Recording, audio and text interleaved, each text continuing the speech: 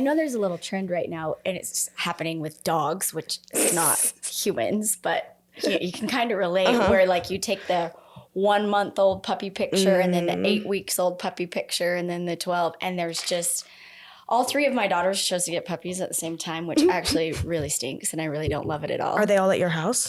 2 of the 3 of them are. Oh, no. But they're doing I bet you don't like that. I don't love it. And nothing against dogs. Like dogs are fantastic. They're just a lot of work too. 2 or 3 at once? Yeah. Do not sign me up. Yeah, one dog is fine. One dog is fine. Even then. Yeah, even then, how it's much a lot work of do you want to do? Yeah. Depends how cute the dog is. How much do you want to travel? How much? I know, exactly. Yeah. And they're cute and they're fun, but they're a lot. And then they're doing this little, okay, every 4 weeks, let's take a picture, and seeing the dog's giant growth. Like, we didn't do that with our human babies just every month. That's so funny. It's so crazy. Yeah. Okay, let me do our intro real quick. Okay. So, welcome to the Film Garage 208 podcast. My name is Sarah, and this is Daniel. Hello. Hello. Today, we have with us Carrie Ragan, who is the owner of Eagle Rock Dance. Yes, thank you. I'm so excited to be here with you guys. Thank you. Is Eagle Rock Dance here in Idaho Falls, or where is it located? It is, actually. So we're not too far away. We're over off of 14th North. That's the road that the edge climbing gym is on. I jump, iconic spot. Okay. So we're on the same road as they are. And we've been through several moves. We actually just moved into our building in 2019. Okay. But we've been open since 2004 and have gone through lots of challenges, ups and downs, COVID, different locations. Yeah. Yeah, but even just starting in 2004. Yeah. That's like almost 20 years ago. Yeah. This is actually our 20th competitive season. That's exciting. And I grew up here. I grew up in Idaho Falls. Yes. Thank you very, very much. That's so cool. And Eagle Rock was like the original historical name of Idaho Falls before they called it Idaho Falls. And I'm kind of a history nerd. Okay. Really, I don't know a lot. So Idaho Falls was Eagle Rock. Idaho Falls was Eagle Rock. Yeah. Okay. And so I wanted to kind of establish a feeling that the studio was going to be a continuity, like something that would continue for the community in general. And I thought, how better to show that than start with the original name of Idaho Falls. Do a lot of people catch that? No. You have to do what you just did to us and explain it. Yeah. Well, it's okay. It's a good conversation starter. Yeah. No, I like the meaning for it. When did it change? What? Off topic. Honestly, that's probably one of those tidbits I need to know as I tell my bet background and story. I don't really know. At some point. Yeah, at some point. Okay, so you opened in 2004. What made you open is this like a big dance school? Do you have a bunch of classes? I guess tell us what exactly you do. So we teach a variety of styles, jazz, lyrical, tap, hip hop, contemporary, musical theater, acro, all of tumbling, ballroom, a whole bunch of styles. And we teach it to a wide variety of ages, about 2 years old up to 18, 19. Okay. And then a big variety of skill levels, from your very beginning recreational 1 class a week type kiddo to the kiddo who lives and breathes and is at the studio every single day and has aspirations for a future about dance. So we have a little bit of something for absolutely everyone. Yeah. We have 2 locations. We have a second location in Rigby that we opened 5 years ago. Oh, wow. Cool. Okay. And that's fun. So between the Rigby and Idaho Falls location, we have just under 400 dancers. Holy cow. And yeah. You're busy. Did it always start with that many different class options? No, actually. We started down by the river in this beautiful, tiny 1-room studio. And I think the first year we had like 78 kids. And that was a big deal. That's like, still a to good me, chunk of for kids. year that one. seems like a ton. Yeah, it was really great. Nice. So we've always, I feel like, had a really great solid foundation. And our growth has been slow yet steady, which is exactly how I would want our growth to be. Sure. So what's your background in dance? Like what got you into How did this? start? Honestly, I didn't have this huge background in dance. I started dancing when I was 14. Okay. A lot of kids start dance much younger, and a lot of teachers have had it in their lives since they were really young children, but I didn't start until I was 14. And I started just by becoming a part of my high school dance team. So even to this day, I'm a big proponent of high school dance teams and all the things that they can teach girls and boys if they're interested in pursuing that as a club option at school. Yeah. But yeah, I just started. In fact, kind of odd story. I won't try to take too long when I tell you my story. But No, take all the time. That's what you're here for.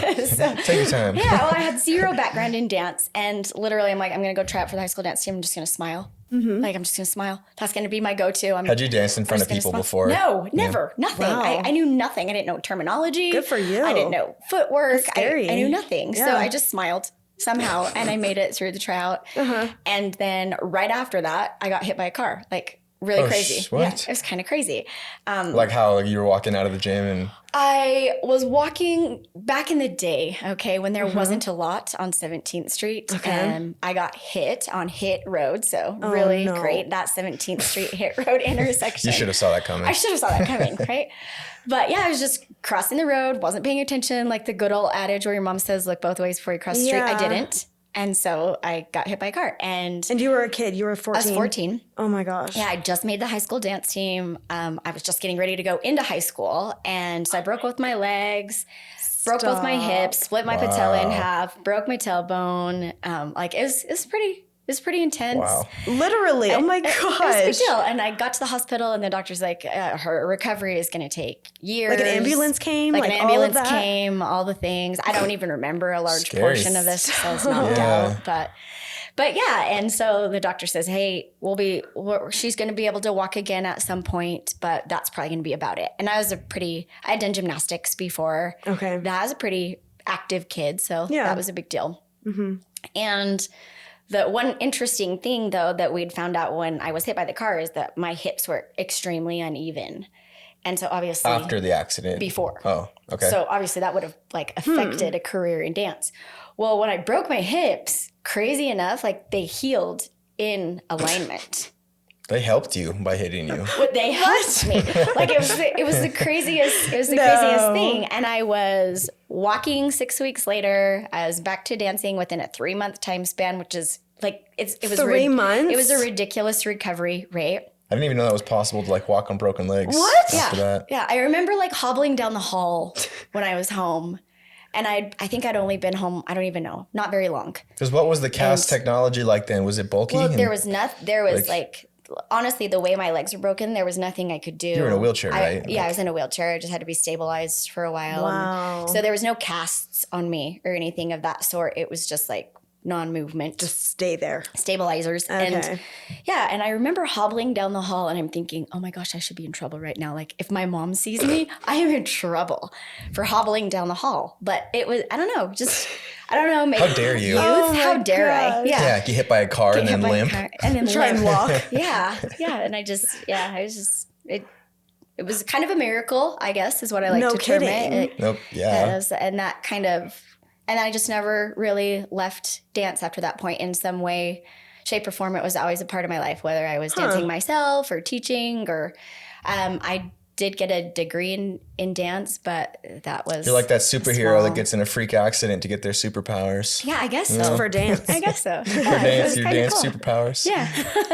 Wow. That's a so crazy story. Oh man, I bet Yeah, that's my story. did that person, you probably don't remember, did the person stop and You know, I have no idea. I was knocked out. Yeah. And I do remember that whoever hit me did not have insurance and my parents did not pursue it whatsoever. They were just like, we'll figure this out. We'll get through it. And yeah, there were no repercussions for I'm sure they felt bad. Oh, like you're going to feel pretty bad. Oh my gosh. so after that you started dancing like Throughout school? Yeah, just high You said school? you got a degree? Yeah, I just danced throughout high school. I took a few studio classes, but not many in high school. And then I actually got married and moved away. I lived in a few places across the United States, but I spent 5 years in North Carolina. And I just continued to dance and take classes there. And I started teaching there. I had started teaching before I moved to North Carolina. Okay. So taught here. That's how you kind of moved got there. into it, was now starting to teach. Yeah, now Okay. starting to teach. In fact, Okay. honestly, I've Now so you just go into all the classes and you're like, I'm going to do this. I can do this. yeah, now. I'm going to do this. I Okay. can do this. And I love kids and I actually love teaching.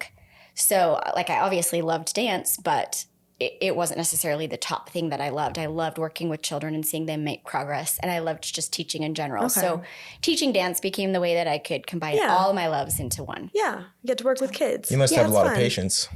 You know what? I did. And it's leaving me. I don't know what's happening. I don't know if it's like mid 40s or something. Starts to suck the patience out of you. Yeah. But yeah, I have my reserves are low. You've been teaching classes You're for my too many children years. are grown. So, it's out of here. Yeah. Yeah. What made you actually start your own dance school though?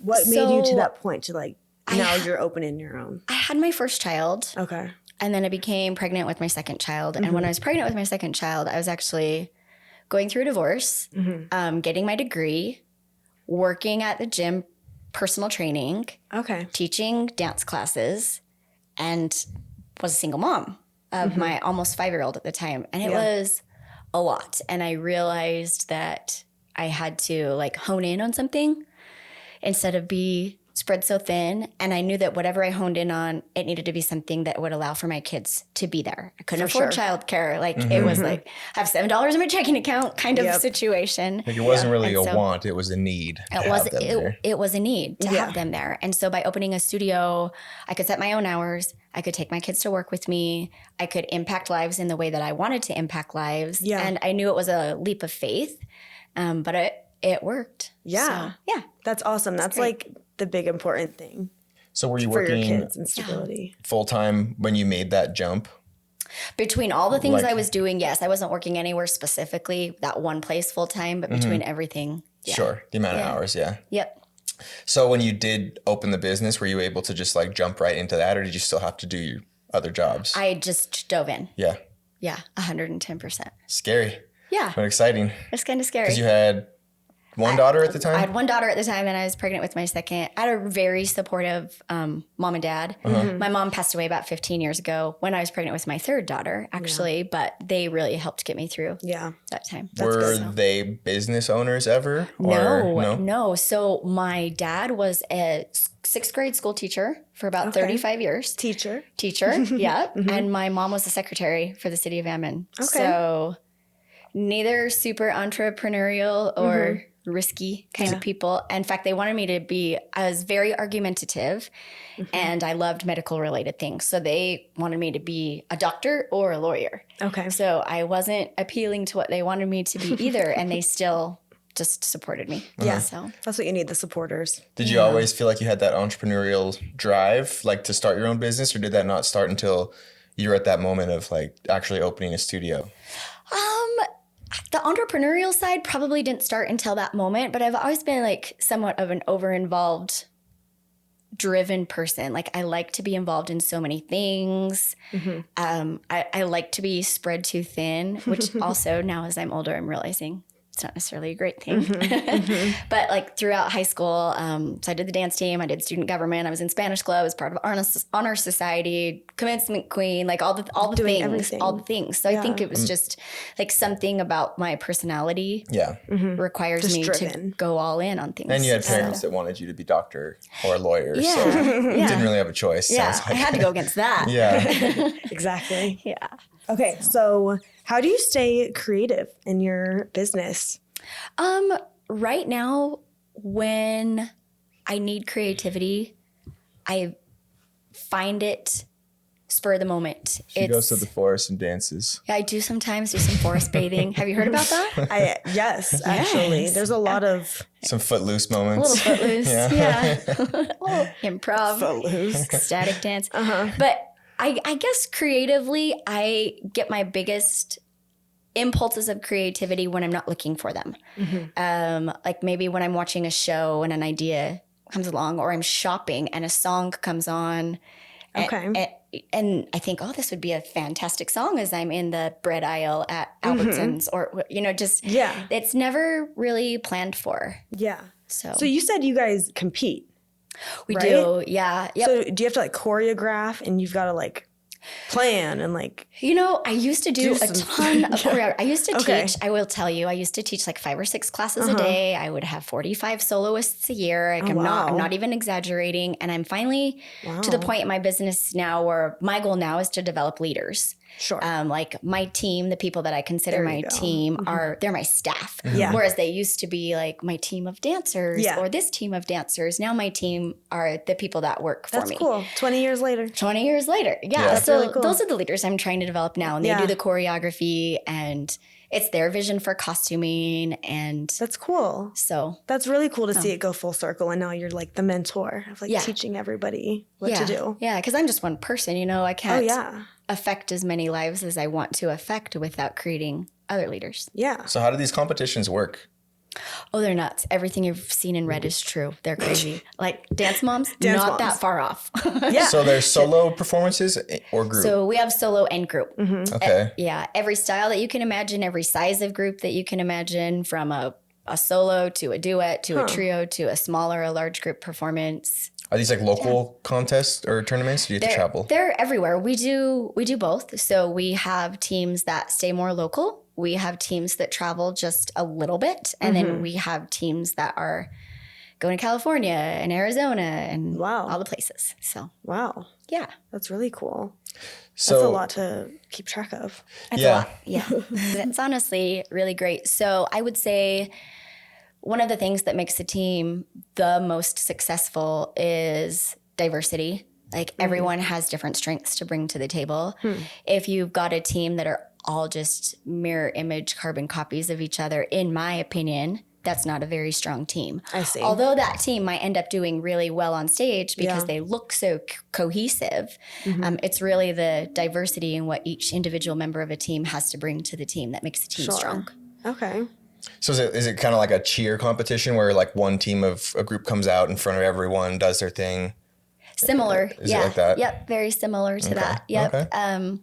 For instance, like if I were to paint you a quick picture of a tougher type of competition, and we go to stage competitions, there's a panel of judges just literally sitting at a table in front of the stage, typically about eye level with where the stage hits. And they're just analyzing like absolutely everything. Everything.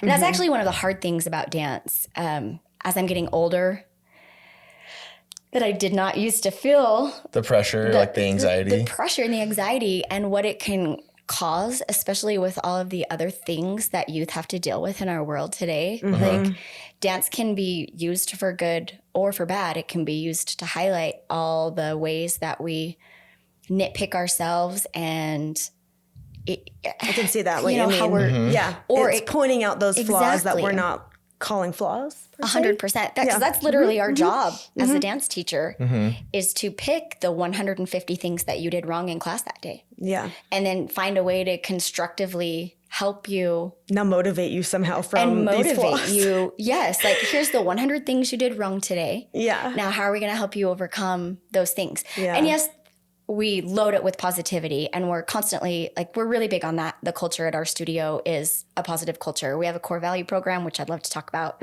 as well. But really our job is to nitpick all those things. And that can sometimes translate itself to a child who is developing into who they're becoming as, you know, training them to see every single teeny tiny thing that they do wrong too. Yeah. And I so see that. there's a really careful balance that we have to try to find in motivating them and helping them become a better person and helping them become a better dancer without tearing them down. Sure. So I could see that, like the wanting them to kind of stick around. Because I had my like baby experiences in dancing. Like I did some ballet and some tap and some acro when I was younger. Oh, yay. And I remember doing a couple performances. Like I wasn't good. I was a child. I was like first or second grade or something. Oh, that's great. And so, yeah, even that like confidence at that young age, I remember just being like so embarrassed on stage. Right. So afraid I was going to mess up. And Right. I don't think I pursued it much longer. Well, 'Cause I was it's just so hard. scared and nervous. Yeah, and, it is hard. Yeah. And even as at a young or an old age for that matter, doesn't matter what I'd age still you be are, scared. going out on stage is hard because you're gonna be judged. Yeah. You know, and That's what you're there for. Yeah. That's what you're there for. Yeah. Yeah. It's the realizing that's what you're there for. Yeah. A lot of pressure. Don't wanna Especially when drag there's like a the team of pressure other down. people all trying to Yeah. be good too. And Right. Exactly. Yeah. Yep. And I do think that is one thing that's pretty great about the dance world, if you go to the right places, is it is a very supportive community. For instance, it's not abnormal to be on stage and have people that are literally competing against you in the audience, like cheering for you and building you up and uplifting you, whether that's in the audience or on the sides of the stage, like because they all recognize, hey, this is hard and we're all working and we're all doing the same thing. And there's honestly, there's enough kudos to go around for everybody. So Absolutely. For sure. Yeah. For sure. Okay. So another question is about challenges. Have you faced any challenges on your entrepreneurial journey in the last 20 years? Oh my goodness. I don't know if I have enough fingers for the challenges. I think primarily for me, the challenge has always been finding a balance between, hey, this is my business. This is literally what feeds my family, especially as a single mom. Like I'm dependent on this. Yeah. It has to be professional. It has to work. It has to produce results because this isn't a side gig for me. This isn't a side hustle. Like this is my bread and butter. Yeah. And so that's always been challenging. A secondary challenge has been there's a lot of competition. I don't know if you know that, but there's a lot of studios in our area from like Rexburg to Pocatello. There are a lot of choices and everybody's great. Like everybody brings something to the table. So there's a lot of competition in a good way, which helps us all be better. Yeah.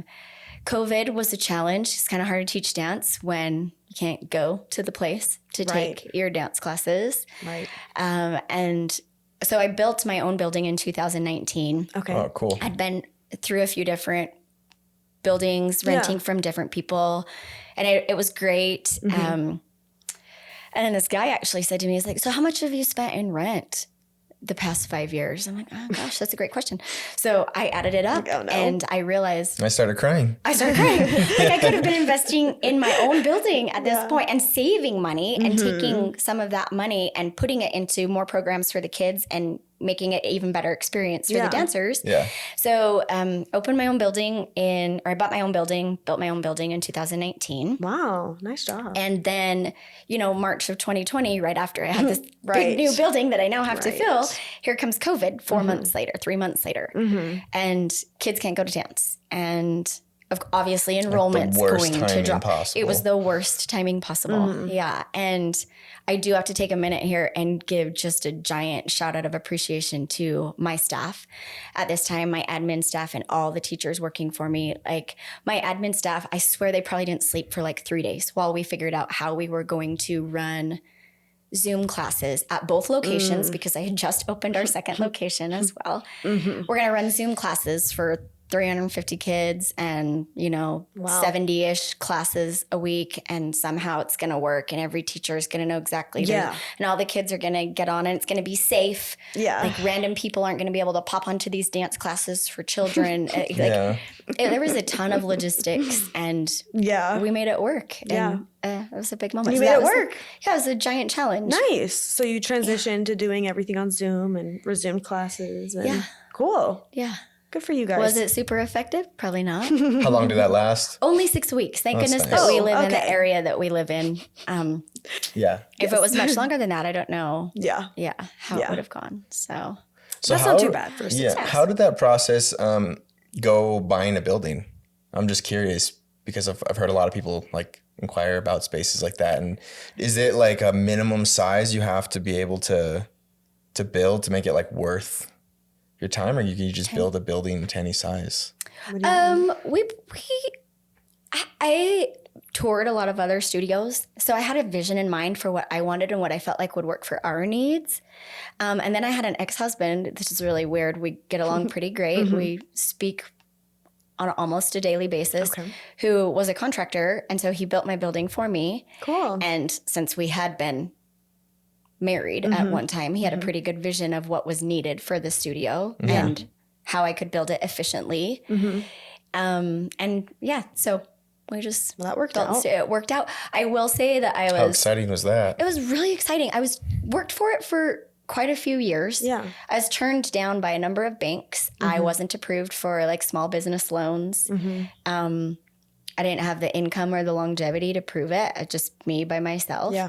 And I applied for a loan with the RDA.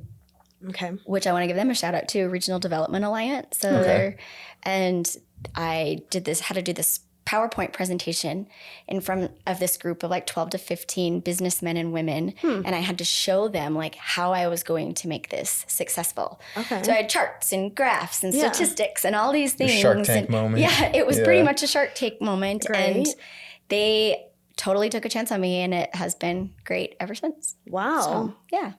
So I would highly recommend anyone who doesn't know. So it was definitely a big test of just you. They probably were, I mean, I'm sure they were looking at what you showed them, the numbers, but I bet they could see it in you. That you wanted in that this. conversation, how serious you were. Yeah. Wow. That's really cool, though. Yeah, it was pretty great. And that you didn't give up on the first notes. Right. You're like, I'm going to get a I'm building. going to do this. Where there's a will, there's a way. Yeah. That's really cool. And then how fast after you got the loan did you start working on it? Right away. Yeah. Yeah, right away. It actually got done pretty fast. Okay. So That's exciting. yeah, it's exciting. And Okay. now you get to just pay yourself. Yeah, I mean, sort you of. still have to pay someone, but Yeah. at least you get to keep the building at the end of That's it all. true. That's true. Yeah, Equity. exactly. Yes. Equity. Right. Okay. How do you build your loyal customer base? Because you were saying that there is so many competitors in the area. Oh, yeah. What do you do to get your dancers? So many things. I think number one, first and foremost, that I like to talk about is we have what we call a core value program. And basically what we did is we picked a core value, 12 core values, one for every month of the year. Okay. And we just put a little focus on that during the month. I'll just do as like a super easy example. February, our core value is love. Okay. And so when kids come to take a dance class, regardless of how old they are, from 3 years old all the way up, somehow over the course of that month, they're going to be exposed to what does love mean to you? How do you show love to your family? Okay. How can you show love to your fellow teammates? Yeah. And there's so many: resilience, service, passion, dedication. And so we just incorporate these little teeny tiny mini lessons that the kids don't even realize they're getting, because they're just touched upon, but they're kind of seamlessly integrated into our existing lesson plans. Yeah. And that's been a really big deal. I really like that. Yeah, that's kind of cool. Yeah. That's one thing we do. We do Staff Appreciation Week and Parent Appreciation Week. It's just kind of fun. We get little loyalty gifts, little treats throughout the week just to show how much we appreciate them. Yeah. Some of them get a little something in the mail. So just showing our appreciation for both our staff and our loyal clientele is a big deal for us. For sure. Have you noticed a difference in any of the kids' attitudes since you've been doing the core values? You know, Like you see an incident's about to happen where you're like, hopefully this goes well. And then they like do the core value and you're like, yes. Like, yeah. I think one of the biggest places I see it right now is teenage girls. And I'm sure like you can pick any subset of the youth population and they come with their own set of problems and I'm gonna challenges. hit re-record real quick. Oh no, you're great.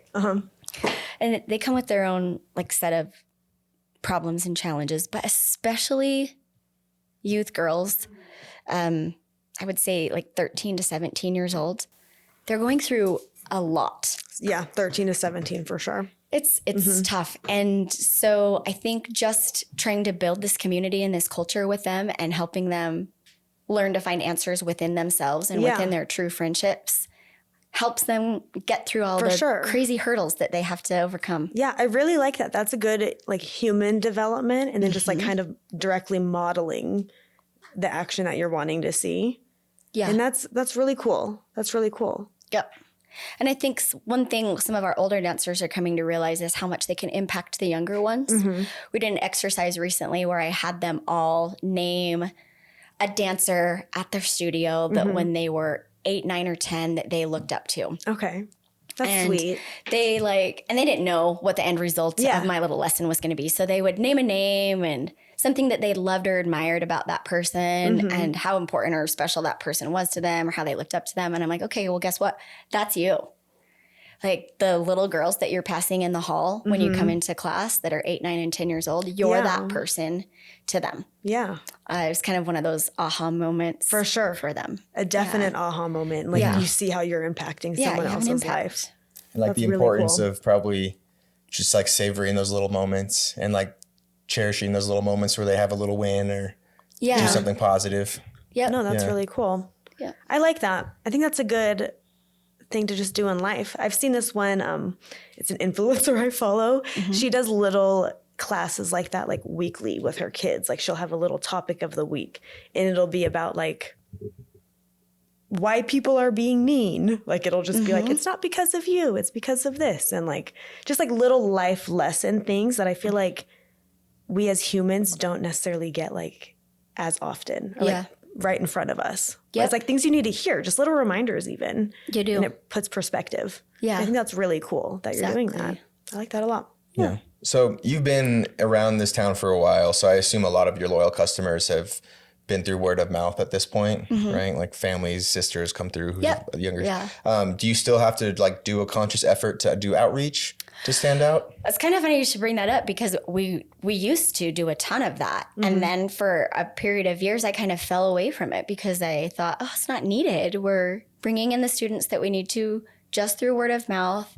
And only in about the past year and a half, I've realized, oh, wait, I've fallen too far away from this. Like, interesting. I need to remain a part of the community. I need to be networking. I need to be participating in fairs and community events and all these things because regardless of whether that brings in the next student or not is immaterial. What I want to show is that, hey, we're a living, breathing part of this community. We're invested in Idaho Falls and the surrounding areas, and we can't do that by just being here and having you come to us. We need to show that we care. And are staying with the times. And are staying with the times and supporting the other people that support us. We have a lot of business owners who bring their kids to us, and I want them to see, hey, I'll support you right back. Like, what can I do to help your business? And for sure. So goes both ways. Yeah, exactly. That's important. Cool. Okay. How about with pricing? How do you price your work? That's one thing that a lot of creatives struggle with. Especially with competition. Yeah. But I guess that can help though, having competition for pricing. Well, one of the nice things is where everything's on the internet now. It's so easy to just, hey, what are other people in our area doing for this type of class for this number of minutes in this style? And what are these people doing? Yeah. And then I also have to look at that and say, okay, now what are we doing that's above and beyond your typical dance class? Because there is a value associated with that. And we'd never want to undervalue ourselves. Like we consider ourselves a premium studio. And so we charge a premium price. And never at any point am I going to apologize for that because we have gone through so many things to make it this way. Like every single one of our instructors are CPR certified and first aid certified. Every single one of our instructors have training when actually you don't have to. Like anybody, you can be a self-proclaimed dance teacher in 2 minutes from now, and that's fine. Like you don't have to have certifications. You don't have to have degrees. And we have so many instructors who have certifications, who have degrees in dance. That's awesome. We're certified in our acro program. We're certified in our ballet program. And we're continuing our education. It's not like a one and done kind of thing. We go to a conference every single year where our instructors can get kind of up to date on the latest trends, the latest safety procedures. So, and that's not cheap. No. Not with every instructor too, if you've got a big team. Yeah, we've got a big team, and we take a lot of people, and we encourage a lot of people to develop themselves so that they can continue to be a better teacher. So, well, then that's good, because I'm sure those kids come in with a much more serious tone to what they're doing at practice, and it's not just something, that it's cheap. It's right. Yeah. The teachers are taking it seriously. Teachers are taking it seriously. Like, yes, we are teaching dance to help kids make social connections. Yes, we are teaching dance to help kids have a physical outlet, but we're actually teaching dance. It's not glorified babysitting or an activity that you just come do. Like we're actually teaching them dance. Like if they go through you, go to a bigger city to get a job, they're not going to make a fool of themselves because they've had the proper practice from you. Yeah. Have you had a lot of people do that? Like go on to bigger roles? Yeah, we've had dancers on World of Dance. We've had dancers on So You Think You Can Dance. We've had dancers in commercials. We've had dancers on movies. Fun. So yeah, that's really cool. Yeah, it's really fun. Wow. Lots of dancers that pursue it in different ways too, whether that's choreographically and they're supplementing their income through private lessons or setting pieces for other teams, other studios, people outside of our state. So Yeah, there's a bunch of other like creative opportunities. yeah, there's within so the many job. creative opportunities. Yeah.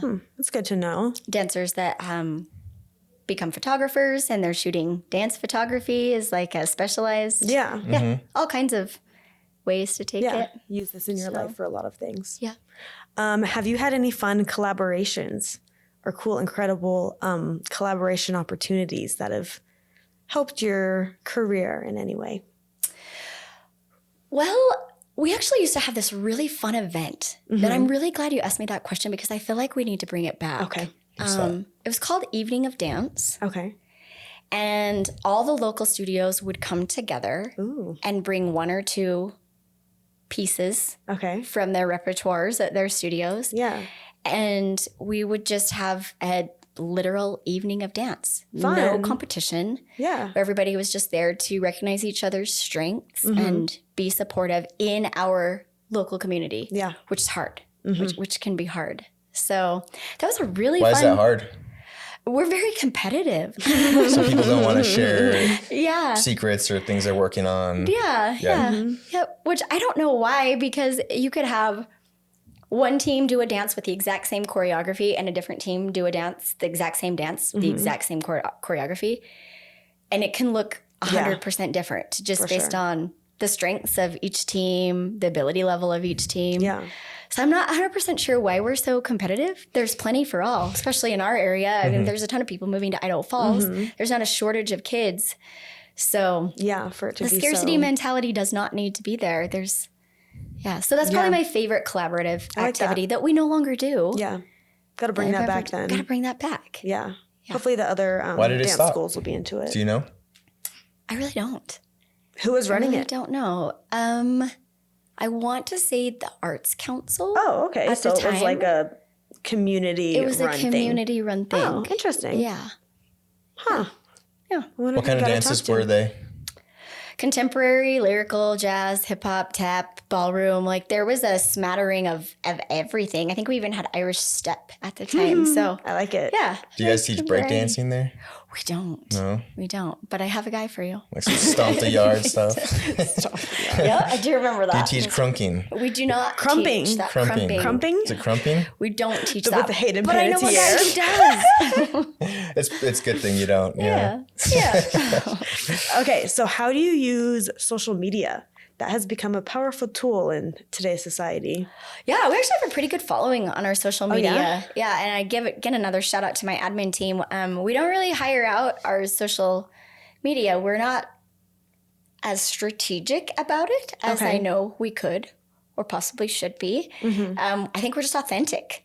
Like this is what we're doing today. Here's the activity that the 3-year-olds did today. Here's the competition that the beginning 7-year-olds just went to. Here's the team bonding party that our intermediate team did. Here's our mom's night out dinner. Like, it's just Just to get to know Showing you. a lot of like gathering and it's- togetherness. yeah, it's like here's literally what we're doing right now. Every day is something different and fun. And there's so much content. Like it's so easy to find things to post. Is that one for us. person's job at your business, or do you guys all share and post? It's one person's main job to post, but we all share the content to be posted, whether that's the pictures, the videos, the wording. Yeah. You all have it on top of mind to Yeah, get we some do. videos here and there. Yep. Has it always been that way since social media has kind of started, or is that something you've like kind of kicked into gear lately? I think we've always kind of been that- tried. Yeah. Yeah. Yep. It's important. Yeah, I'm Yeah. just curious Marketing. because you've been, since you said you opened 2004, 20 you've years seen ago. so many changes in like Yeah, even the way it's been a- social media is used. Yeah. Social media and just communication in general. Like when I opened the studio, I remember I would spend a lot of my time like typing notes and then I would print them out and I would cut them. And then I would individually hand them to the child as they walked out of class to give to their mom. Like, here's your note about the performance, or I see. costume distribution. Like, we would pass out a costume. Here's your note regarding the costume. Here's your Notes for note the that's the parents. competition schedule. And now it's like, oh no, your information is in your email. Your information is in your band group. Your information is in the group text. It's just, Yeah. it's Streamline it a little bit for you. It's been different to Yeah. kind of watch that Less work for you develop. on the other end, though. Having Yeah, to in some literally ways. type it out and cut it out. True. Just a quick email. Yeah. That nobody reads.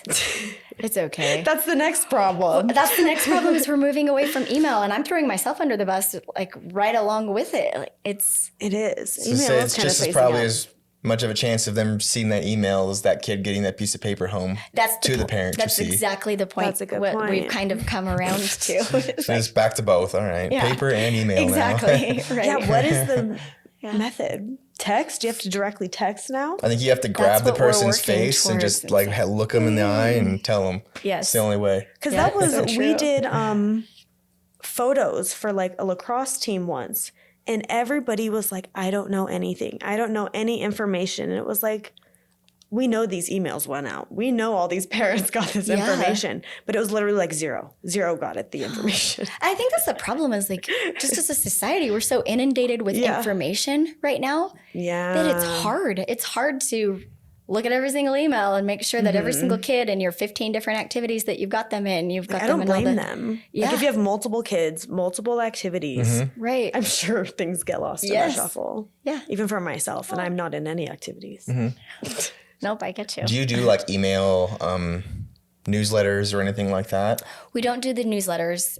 And I think it's because we have so much content that by the time we prepared a monthly newsletter, half of it would be old news or news that we should have already gotten out. Yeah. So And from the sounds of it, people wouldn't even read it half Right. the time anyways. So what's that's very true. No, but that's true though. It's like those newsletter information is kind of almost like the stuff you would just constantly be posting on your feed all the time. Yep, 100%. That does make sense. Yeah. Yeah, that even the newsletter might be kind of phasing out. And it could be weird to even see like if you saw a regular newsletter, but someone wasn't like posting on their socials all the time. That'd be weird. Like, this is old school. Yeah. Like, That is true. Like it's like That's back, a good point. It's crazy how it's kind of dying out a things little change. bit.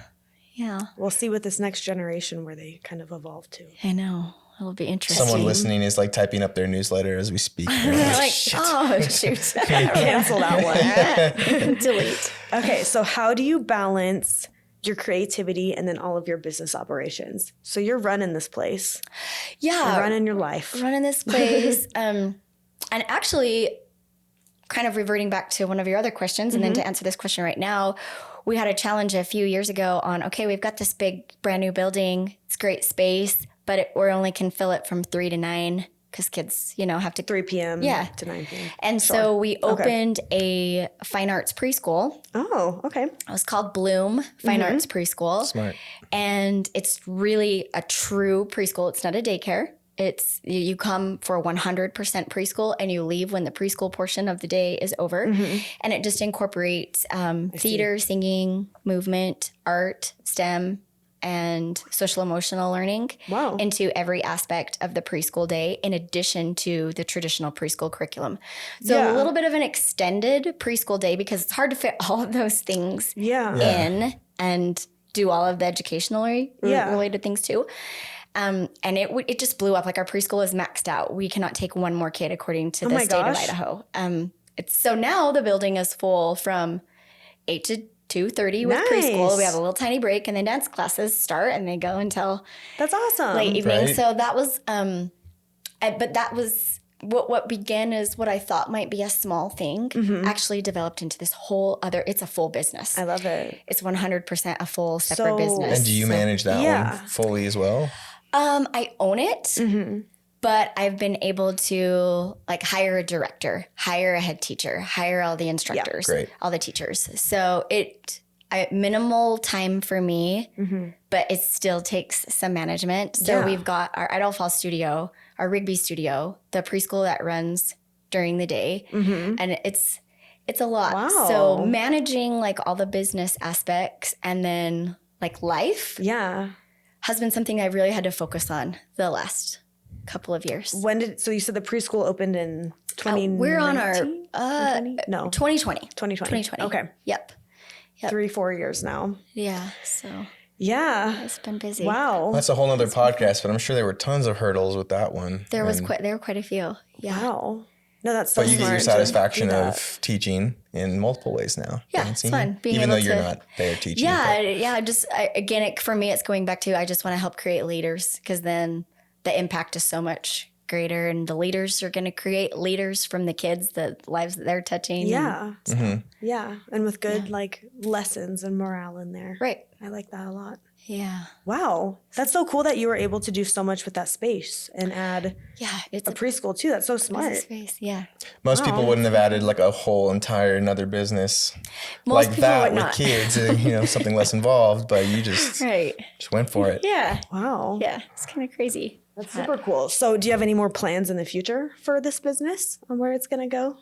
For the preschool? All of it.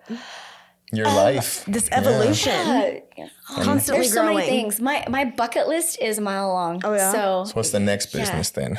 well, next business thing is I really am interested in getting into investment properties. Okay. So kind of growing That'd be smart. that You had a side. little taste when you were like, I can pay myself and not, This is pay my mortgage and great. not someone else's. So yeah. And what I'm really most interested in right now is just short-term rentals. Because anything that I want to do, I want it to be basically I want it to come back to like the family and how it's going to positively impact a family. And because Sure. the outreach goes from there, right? As really our home is the base, and where we're going to take ourselves in life kind of stems from that. Yeah. So like the studio is an extension of home. Preschool is an extension of home.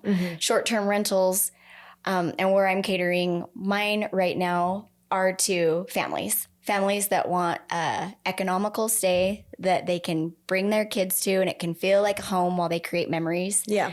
together. So that's my next. Yeah. We'll see. Shooting how that I love goes. it. I like that. That's really Yeah. cool. So do you have any advice for any aspiring creative or entrepreneur who wants to start their own business? My only advice Yeah. would be just do it. Okay. You're never going to be perfect, especially if you have like a more OCD perfectionistic type A personality. Okay. You're going to want to make sure that all of your T's are crossed and your I's are dotted before you dive in. Don't. Like just dive in, make Okay. the mistakes, fall down like hills and valleys. That's what life is about. Like live and die in those valleys so that your hills can be hills, so that when you're on top for a reason because you've been through the fire and brimstone and you've made all the errors. That's what I would tell anyone. Like, just don't wait. Don't wait to make it perfect. Don't wait to have all the info or everything in place. Like, just start failing now. Fail as fast as you possibly can. And that's how you can find success. I love that. That's great advice. Thank Yeah. you. yeah. Wow. Okay, so where can people find your dance academy? Is it dance academy, dance school? It was Eagle Rock Dance Academy back in the Dance day, and then we Academy. dropped Academy at one time. But so we're on 14th North 14th North, in Idaho Falls and on Main Street in Rigby. Rigby. Okay, Yes. what's your socials? At Eagle Rock Dance Okay. for Instagram. And then how do you say that for Facebook? Like you just say, it's just Eagle Rock Dance. Yeah, Eagle just- Rock Dance on Yeah. Facebook? Yeah. Okay. My mid-40s are showing right now. So I don't know either. Facebook? Term things I correctly. don't know. If you just Google Eagle Rock Dance, we'll find it Yeah. all. Yep. We'll That's find you. Yeah. Okay, well, great. Thank you so much for coming on our podcast today. It was so nice meeting you. You too. It was a blast. Thank you for having me. All right. Thanks, everyone. Thanks, Carrie. Bye.